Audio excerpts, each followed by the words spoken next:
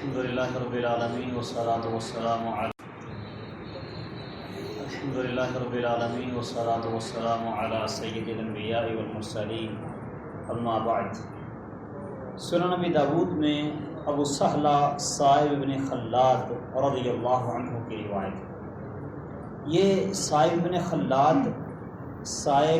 خلاد ابو خلاد الجہنی نہیں ہے، بلکہ یہ دوسرے صائب بن خلاد ہیں، صائب بن خلاد بن سوید بن ثعلبہ۔ ان کی والدہ کا نام لیلہ بنت عبادہ تھا۔ کہتے ہیں کہ نبی کریم صلی اللہ علیہ وسلم نے دیکھا آپ کے اصحاب میں سے ایک صحابی نے امامت کروائی لوگوں کی، سفر سے آئے ہوں گے یا جیسے بھی، انہوں نے امامت کروائی، اور نماز کے دوران رسول اللہ صلی اللہ علیہ وسلم دیکھ رہے تھے تو فَبَصَقَ فِي الْقِبْلَةِ، اس نے قبلے کی جانب تھوک دیا۔ قبلے کی جانب تھوکنا منع ہے۔ ایک تو بالخصوص نماز میں رسول اللہ صلی اللہ علیہ وسلم نے فرمایا ہے کہ جب تم میں سے کوئی آدمی نماز ادا کر رہا ہو، تھوکنا چاہے تو نہ اپنے دائیں طرف تھوکے نہ اپنے سامنے تھوکے، فإن اللہ قبل وجهہ، اللہ اس کے چہرے کے سامنے ہوتا ہے، اور دائیں طرف نہ تھوکے۔ اور اگر اس نے لازمی تھوکنا ہی ہے تو اپنے بائیں پاؤں کے نیچے تھوکے اور اس کو پھر رگڑ کے مال دے۔ اس وقت مسجدیں کچی ہوتی تھی، آج کل تو کارپیٹڈ ہیں، قالین بچھے ہوئے ہیں۔ کچی مسجد میں اتنی اجازت تھی کہ بائیں طرف پاؤں کے نیچے اپنے تھوکے اور پھر پاؤں کے ساتھ اس کو رگڑے گا۔ جوتا پہن کے نماز پڑھتے تھے، مسجد کچی ہوتی تھی، رگڑنے سے وہ مٹی اس کو جذب کر لے گی، ختم کر دے گی۔ یہ صرف تھوک، لعاب، بلغم نہیں۔ بلغم تو بالکل منع ہے، فرمایا یہ مسجد میں بلغم والا تھوک پھینکنا یہ گناہ ہے اور اس کا کفارہ ہے کہ اس کو دفن کیا جائے۔ پھر دوسرا بالعموم قبلے کی جانب تھوکنا منع ہے۔ نبی صلی اللہ علیہ وسلم فرماتے ہیں کہ جو آدمی قبلے کی طرف تھوکتا ہے قیامت کے دن آئے گا وَتَفْلُهُ بَيْنَ عَيْنَيْهِ، اس کا تھوک اس کی آنکھوں کے درمیان ہوگا۔ یعنی قبلے کی جانب تھوکنے سے آپ نے منع کیا ہوا تھا۔ اس نے نماز کروائی اور نماز کے دوران کیا کیا؟ قبلے کی جانب تھوک دیا۔ ابو سہلہ صائب بن خلاد رضی اللہ عنہ فرماتے ہیں کہ جب نبی صلی اللہ علیہ وسلم نے دیکھا وہ بندہ نماز کرا کے فارغ ہوا تو آپ نے فرمایا کہ یہ تمہاری نماز نہ کرائے، آج کے بعد یہ تمہارا امام نہ بنے، تمہاری امامت نہ کروائے۔ تو بعد میں پھر کبھی کوئی ایسا موقع بنا وہ امامت کے لیے آگے ہونے لگا تو لوگوں نے اسے منع کر دیا کہ رسول اللہ صلی اللہ علیہ وسلم نے منع کیا ہے اور کہا ہے لا یصلی لکم، یہ تمہاری امامت نہ کروائے، تمہیں نماز نہ پڑھائے۔ وہ رسول اللہ صلی اللہ علیہ وسلم کے پاس پہنچا کہ کیا وجہ ہے، آپ نے کیوں منع کیا؟ تو نبی صلی اللہ علیہ وسلم نے اسے یہ بات بتائی اور فرمایا انک قد آذیت اللہ ورسولہ، تو نے اللہ اور اس کے رسول کو اذیت دی ہے۔ یہ حدیث ایک بنیاد ہے، ایک قاعدہ اور اصول بیان کرتی ہے کہ وہ آدمی جو کبیرہ گناہ کا مرتکب ہو، جو شخص کبیرہ گناہ کا مرتکب ہو، اسے امام نہیں بنایا جائے گا۔ نبی صلی اللہ علیہ وسلم نے کبیرہ گناہ کے مرتکب کو امام بنانے سے منع کیا ہے۔ اور جو آدمی کئی کبیرہ گناہ کرتا ہو، بلکہ اکبر الکبائر شرک جیسا گناہ بھی وہ کرتا ہو، ایسے بندے کو امام نہیں بنایا جائے گا۔ یہاں بڑا حساس مسئلہ ہے، سمجھ لیں اچھی طرح سے۔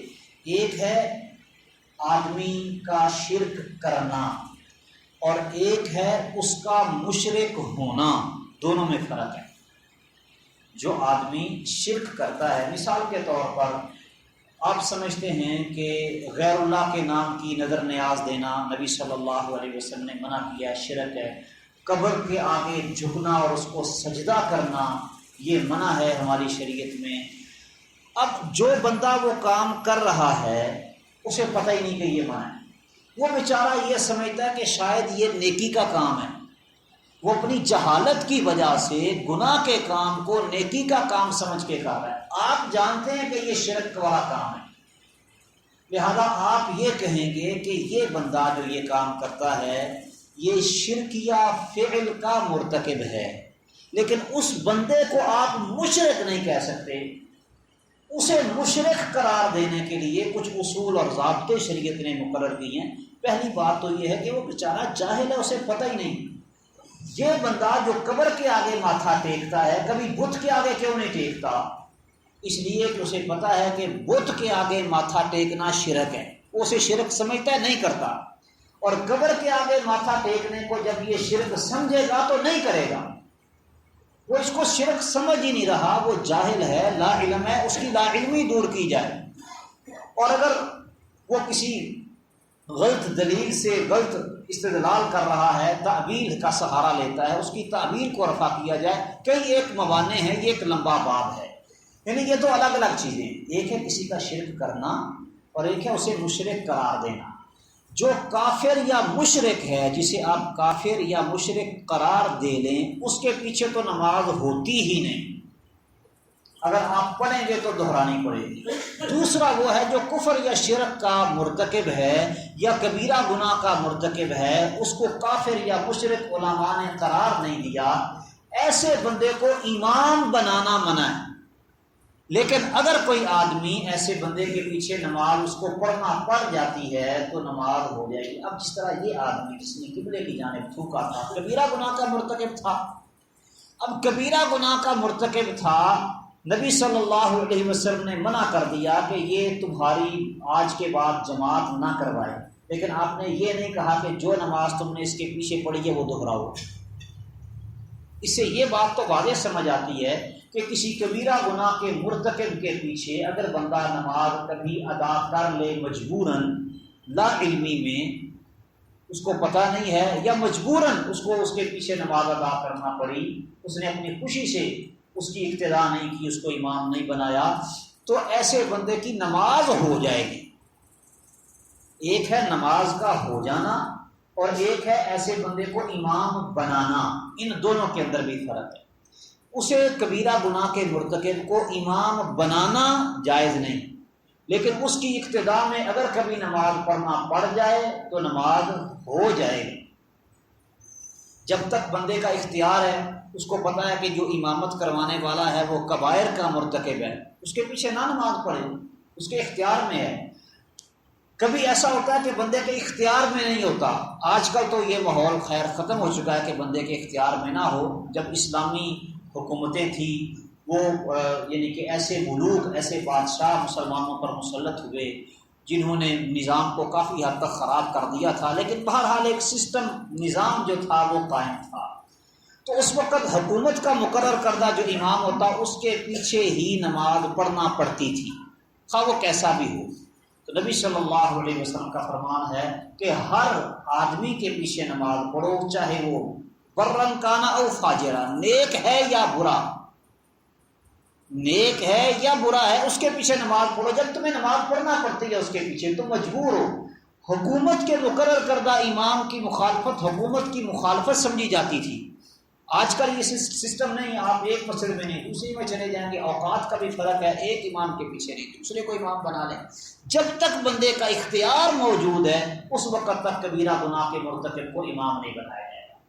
ایک آخری بات وہ یہاں سے یہ سمجھ آتی ہے کہ امام کی حیثیت باقی لوگوں کی نسبت بلند ہے، لہذا امام کے لیے چھوٹی غلطی بھی بہت بڑی غلطی ہے۔ کئی مولوی لوگ پریشان ہو جاتے ہیں، او جی آخر ہم بھی انسان ہیں، ہم سے غلطی ہو گئی تو کیا ہوا، باقیوں سے نہیں ہوتی؟ ہاں باقیوں سے ہوتی ہے، لیکن ان کا وہ مقام و مرتبہ نہیں جو آپ کا ہے۔ چونکہ مقام و مرتبہ بلند تر ہے اس لیے معمولی غلطی بھی بڑی شمار کی جاتی ہے، اور اللہ سبحانہ و تعالیٰ نے یہ فطری اصول رکھا۔ مثال کے طور پر امہات المؤمنین فرمایا لست کاحد من النساء، تم عام عورتوں جیسی عورتیں نہیں ہو، اللہ کی فرما بردار بن کے رہو گی، نبی کی اطاعت کرتی رہو گی تو نؤتیہا اجرہا مرتین، ہم اجر 2 مرتبہ دیں گے، ایک نیکی کا باقیوں کو اگر 1 ملتا تو تمہیں 2 ملیں گے اجر، باقیوں کو 10 گنا ملتا تمہیں 20 گنا ملے گی، نؤتیہا اجرہا مرتین، کیوں؟ تمہارا مقام و مرتبہ بلند ہے۔ اور فرمایا جو بے حیائی والا کام کرے گی یضاعف لها العذاب ضعفین، اسے سزا بھی ڈبل دی جائے۔ یہ ہے شخصیت، شخصیت کا مقام و مرتبہ چونکہ بلند ہے لہذا اس کے لیے اجر میں بھی اضافہ ہے اور سزا میں بھی اضافہ ہے۔ اسی طرح ایمان، یہ باقی لوگوں کی نسبت اس کا مقام و مرتبہ چونکہ بلند ہوتا ہے تو اس لیے اس کو چھوٹے چھوٹے معمولی گناہوں سے اور معمولی غلطیوں سے بھی اجتناب کرنا ضروری ہے۔ جو لوگ بے شک مقتدی سارے وہ کام کرتے ہوں، شریعت میں ناجائز ہے، لوگ آپس میں اس کو برداشت کر لیں گے لیکن ایمان کے لیے برداشت نہیں کرتے، کیوں؟ یہ ایک فطری تقاضا بھی ہے اور شریعت کا قانون اور اصول بھی ہے۔ اللہ تعالیٰ سمجھنے اور عمل کرنے کی توفیق دے۔